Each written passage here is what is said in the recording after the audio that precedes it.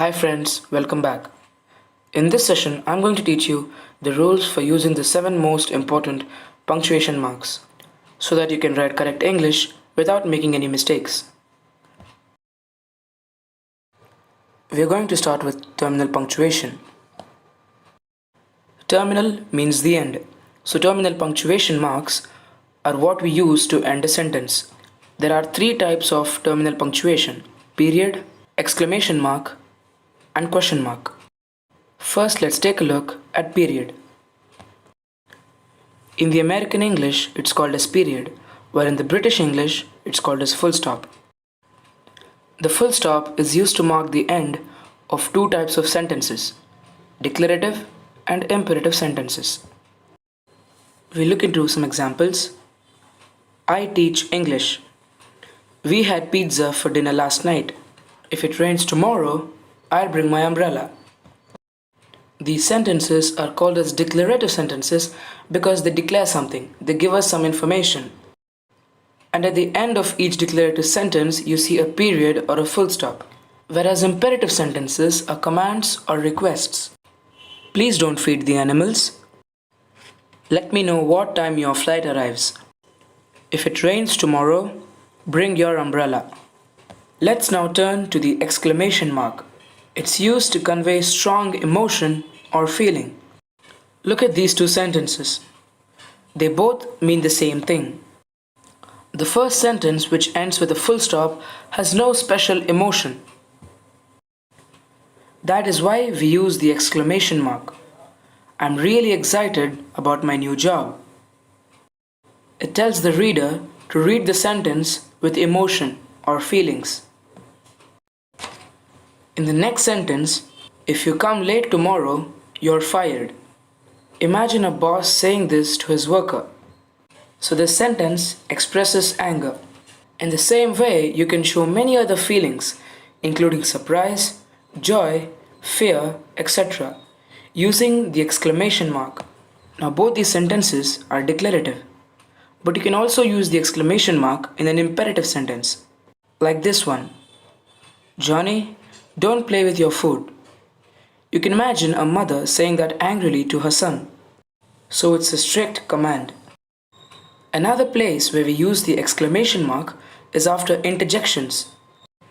Here are a couple of examples. Ouch, you just stepped on my foot. Wow, what a beautiful house. Interjections are the words like wow and ouch, which are used to express feelings. So, if you want to convey a strong emotion in a sentence, put an exclamation mark at the end of it. If there is no special feeling, then just end the sentence with a full stop. Okay, let's turn now to the third terminal punctuation symbol, the question mark. It's used to mark the end of a question. So, if a sentence is a question, then put a question mark at the end of it. Take a look at some of the examples. What do you do? Are we allowed to feed the animals? If it rains tomorrow, should I bring my umbrella? Are you excited about your new job? Who lives in that house? So the rule is, if a sentence is a question, it must end with a question mark. Alright, let's try a small exercise now. In these sentences, I want you to add periods, exclamation marks and question marks where necessary. Pause the video, then think about your answers, then play the video and check. So here are the answers.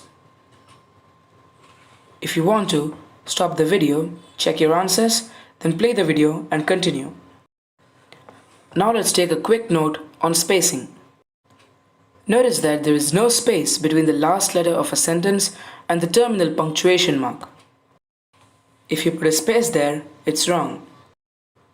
But when you begin a new sentence, you should always leave a space after the terminal mark.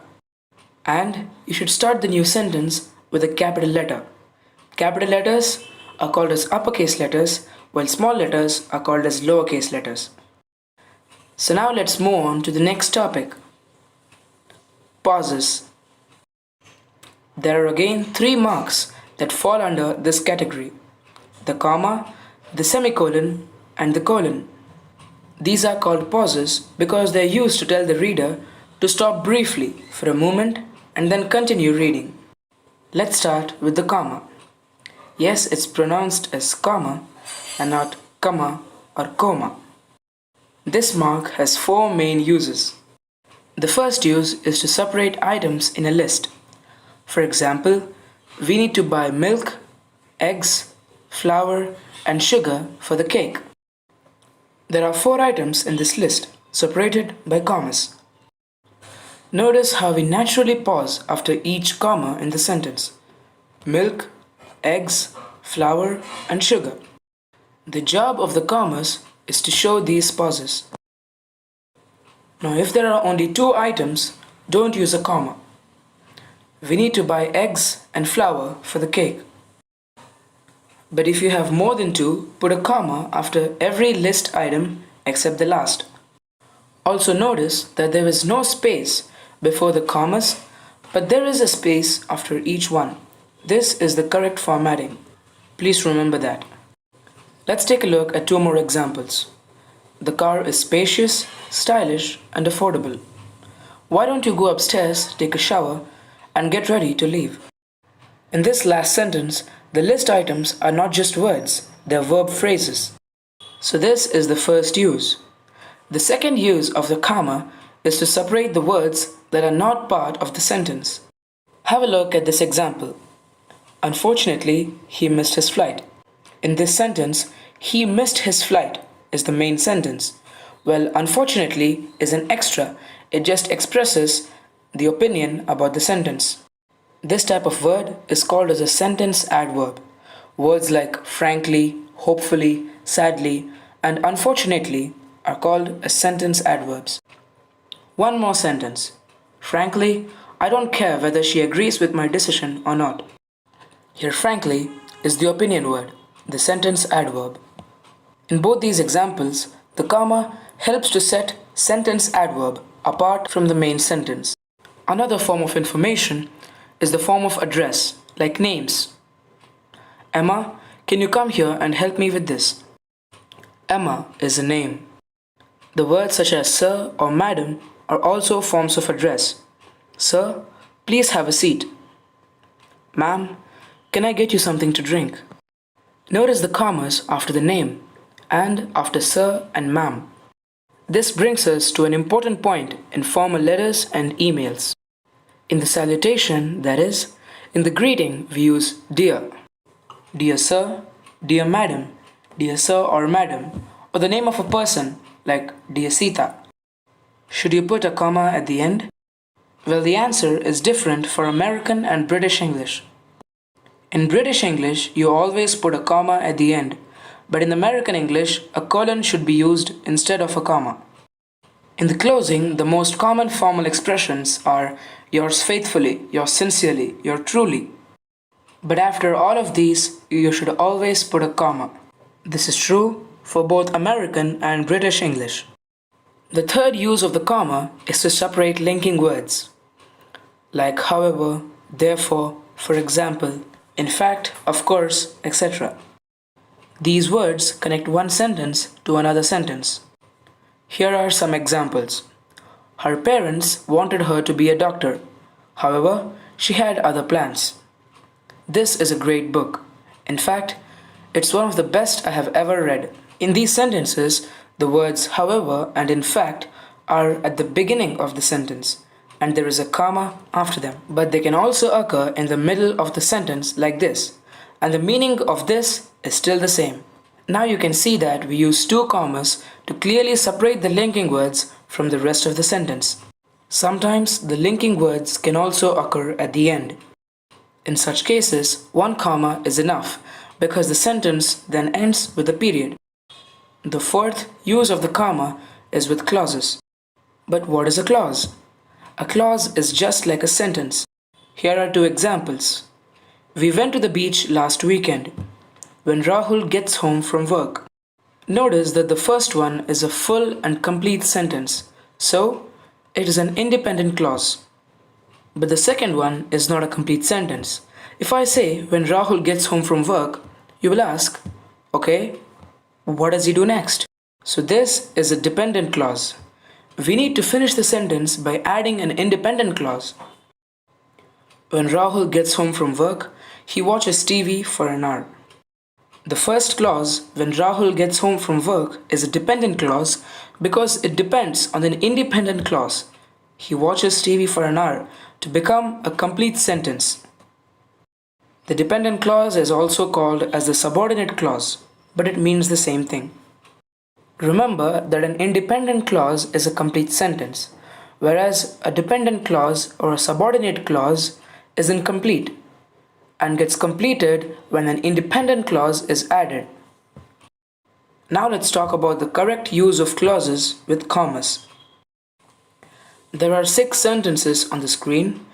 Each one of them has 2 clauses but no comma. I want you to try the exercise, put commas where necessary. Pause the video, think about your answers, then play the video again and check. Alright, so now let's discuss the answers. Okay, so let's take a look at the first sentence. There are 2 independent clauses in this sentence. They offered him a promotion is the first one. He accepted it immediately is the second one. These clauses are called independent because each one can be a complete sentence. Whenever you connect 2 independent clauses in the same sentence, you must put a comma at the end of the first independent clause. But that's not enough. You must use a word like and, but, or so to connect the clauses. These words are called as coordinating conjunctions. Coordinating means connecting. In this sentence, we have used the conjunction and.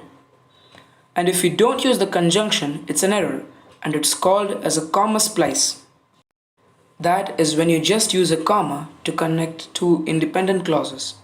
So the rule is, when you want to connect 2 independent clauses using a comma, write the first clause, put a comma after it, and then put the correct coordinating conjunction, then put the second independent clause.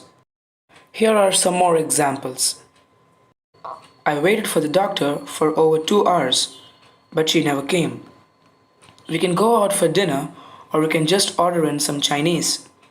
They've never been to Vietnam, so they're going there on vacation this year.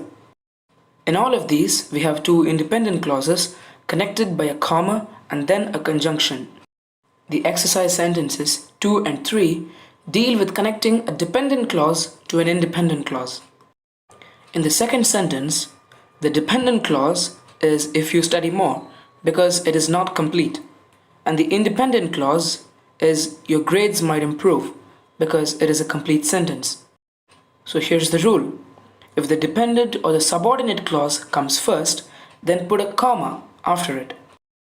While in the second sentence, the independent clause is first, I was so happy, and the dependent clause comes second, when I heard the news. So, if the independent clause comes before the dependent or the subordinate clause, then there is no need to use the comma. So the sentence is correct as it is. No comma should be used here. Let's move on to the next 3 sentences. In these, we have a special type of subordinate clause, the relative clause, also called the adjective clause because it gives information about a noun. A relative clause is introduced by a relative pronoun, who, which, whom, that, or a relative adverb like when, where, or why. In the fourth sentence, the relative clause is who won the Nobel Prize in Physics this year. It gives information about the noun scientist, that is, it tells us who that scientist is. Now what happens if we remove the relative clause? That lady is the scientist. What scientist? So this relative clause cannot be removed from the sentence. So it is called as an essential relative clause. Essential means important. And the rule is that we don't use commas with essential relative clauses. But in number 5, we have something very different. There is a relative clause, which is the last day of the year. But this clause can be removed. People love to celebrate New Year's Eve. The meaning is still clear. So these relative clauses are called as non-essential relative clause. It's not so important, it just gives us some extra information.